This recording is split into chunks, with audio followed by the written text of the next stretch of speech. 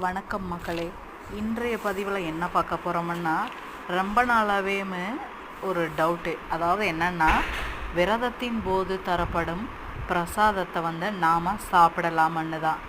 இதை ஏன் அவங்க கேட்குறாங்கன்னு எனக்கு தெரியல. தாராளமாக அவங்க சாப்பிடலாம். ஏன்னா இப்படி பல பேர்த்துக்கு இது ஒரு குழப்பமாகவே இருந்துக்கிட்டு இருக்கு. கோயிலில் தரப்படும் பிரசாதம் வெறும் பிரசாதம் கிடையாதுங்க. அது தெய்வத்தோட அருள் நிறைஞ்சிருக்கிற ஒரு பிரசாதம்னே சொல்லலாம். இதை நாம் சாப்பிடுவதால் பார்த்தீங்கன்னா நாம் இருக்கிற விரதம் முழுமையடையாதுன்னு யாரும் நினைக்க வேண்டாம். ஏன்னா பிரசாதம் மிக கம்மியாக தான் நம்மளுக்கு கொடுப்பாங்க. நமது விரதத்திற்கும் எந்த விதமான தடையாகவும் அந்த பிரசாதம் இருக்காதுங்க. விரதம் என்பது என்னன்னா, இறைவனை நினைப்பது தான் முக்கிய நோக்கமாக இருக்கணுமே ஒழிய பிரசாதம் கிடைக்கும் என்பதற்காக நாம் கோயிலுக்கு செல்ல கூடாதுங்க. இன்னொன்று, நீங்கள் ஞாயிற்றுக்கிழமை அன்னைக்கு சூரிய பகவான் வழிபாட்டையும், திங்கக்கிழமை அன்னைக்கு சிவபெருமான் வழிபாட்டையும்,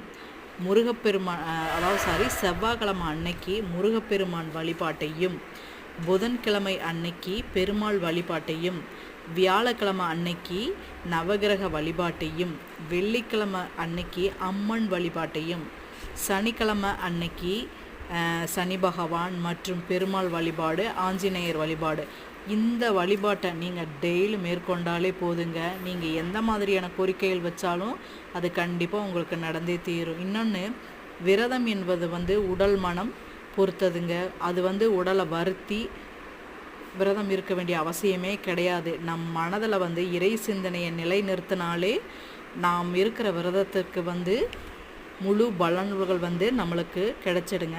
இந்த வீடியோ பிடிச்சிருந்தா ஒரு லைக் பண்ணுங்கள். நன்றி.